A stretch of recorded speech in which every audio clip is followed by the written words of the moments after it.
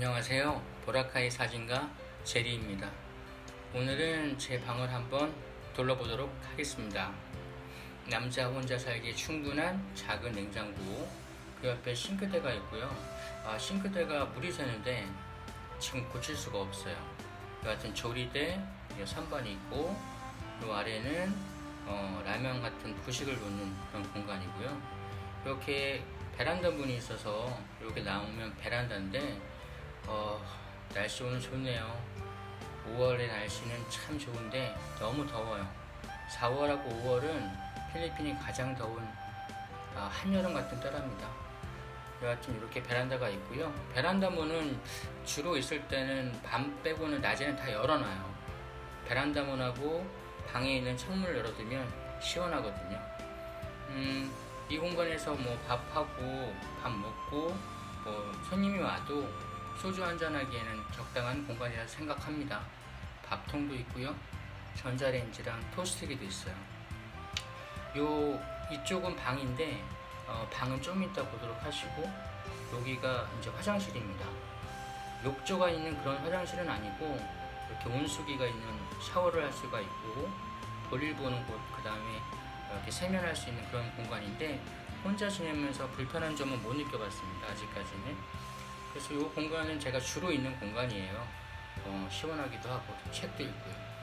이제 방인데 이 방에서는 제가 잠잘 때 외에는 잘 있지 않은 공간이었어요. 사무실 있을 때는 이곳은 그냥 잠만 자는 공간인데 여하튼 침대가 이렇게 있고 에어컨이 있고요. 이렇게 창문이 이렇게 있어요. 아까 얘기했던 대로 이 창문 열어놓고 베란다 문 열어놓으면 바람이 이렇게 솔솔 분답니다. 이쪽에서 경치가 좋네요. 그쵸? 여하튼 제가 방에다가는 뭐 쓸데없는 물건들을 놓는 거를 별로 좋아하지 않아서, 보시면은 이건 카메라 장비들 빼고는 그렇게 막 뭐가 있는 그런 공간은 아니에요. 요게 작은 옷장이라 보시면 됩니다. 제가 옷도 별로 없어요. 요즘에는 사무실을 못 가니까 집에서 노트북으로 그냥 유튜브나 영상 편집 공부를 하고 있고 그렇습니다. 이런 공간이 제가 지내는 방입니다. 집 구경은 잘 하셨습니까? 이런 곳에서 제가 살고 있습니다. 저에게는 뭐 작지만 아담하고 부족함 없는 그런 집이라고 생각합니다. 사실 지금 자다가 깼어요. 시간이 2시 반이 다 돼가는데 좀 전까지 비가 엄청나게 많이 왔어요. 제가 잘 때 창문을 열어놓고 자는데 비가 오면은 창문으로 비가 들이치거든요. 그래서 창문을 닫고 다시 누웠는데 잠이 안 와서 이렇게 영상 마저 찍고 자기로 마음을 먹었어요. 제가 이 필리핀에 온 지가 2006년에 왔기 때문에 꽤 오래됐죠. 한 14년 이렇게 됐는데 15년쯤 됐나요? 필리핀에서 집을 이사한 게 한 8번에서 10번 이상은 되지 않을까 이렇게 생각이 듭니다. 그래서 오늘은 필리핀 집 얘기를 조금 해볼까 합니다. 뭐 어차피 제 집은 구경시켜드렸으니까 집에 관련된 얘기를 좀 해드리는 것도 나쁘지 않을 거라고 생각이 들어서, 아마 제 또래 나이에 계신 분들은 한 번씩 이렇게 해외에 나와서 살고 싶은 그런 마음이 있잖아요. 그분들한테 조금 정보가 되지 않을까 해서 말씀을 좀 드려볼게요.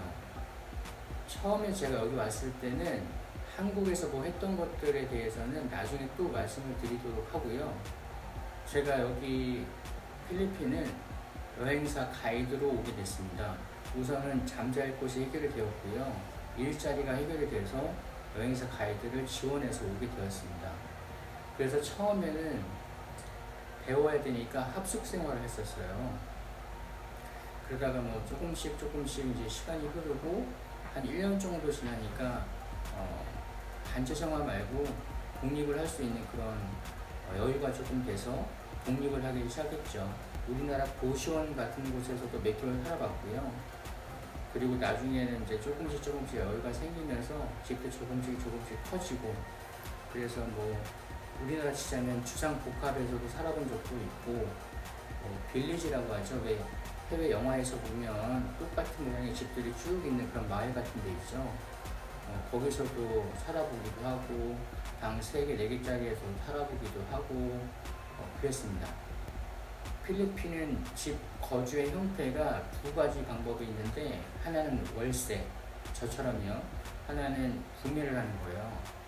제가 사는 이 집은 한국분이 건물을 지으셨어요. 그리고 세를 주시는 거죠. 이렇게 조금 사업적인 면을 보고 건물을 짓는 거라면 나쁘지 않을 수 있습니다.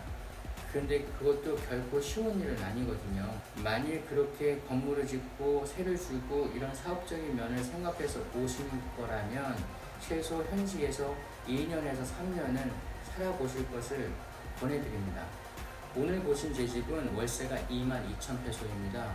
한국 돈으로 계산하면 약 54만원 정도가 되는 돈이고요. 장기세, 물세가 평균 3,000에서 5,000페소 정도의 비용이 지출됩니다. 그 돈을 한국 돈으로 봤을 때는 8만원에서 조금 많으면 15만원 정도의 비용이 나가는 거고요. 그 차이는 보통 에어컨을 얼마나 많이 트냐에 따라서 가격이 왔다 갔다 하는 부분이 좀 있습니다. 그러니까 월세랑 장기세, 물세를 합치면은 약 한 70만원 정도의 비용이 나간다고 보면 되죠. 제 집의 평수로 봐서 지역적으로 가격의 차이는 조금 나는 편이고요. 집의 컨디션, 예를 들자면 새로 지었느냐 또는 옵션, 가전제품이 다 있느냐, 또 지역별로 어디가 좀 좋은 위치에 있느냐에 따라서 가격이 조금씩 다른데 보통 조금 저렴한 곳에서는 제 평수를 기준했을 때 30만원 정도에서부터 많으면 100만원까지 하는 것도 있으니까 참고해 보시면 좋으실 겁니다. 집의 계약은 한국처럼 보증금이 많이 들어가는 그런 시스템은 아니에요. 보통 1년 계약을 하고요. 3개월치의 월세를 먼저 주는 것이 보편적인 방법입니다.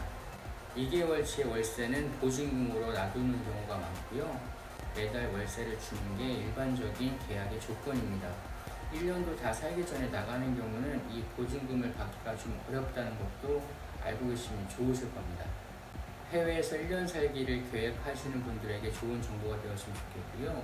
참고로 그 외에 집을 구했다면 이제 식비가 들어가는데 이 식비에 대한 문제가 사람마다 차이가 있잖아요. 외식을 많이 하시는 분도 있고 안 하시는 분도 있고 이거에 대해서 너무 차이가 나요. 근데 저의 경우는 혼자 살고 있으니까 평균 이 식비, 외식비 포함해서 우리나라 돈으로 한 30만원 정도에서 외식이 좀 많다 싶으면 50만원 그 이상까지 가는 경우도 있어요.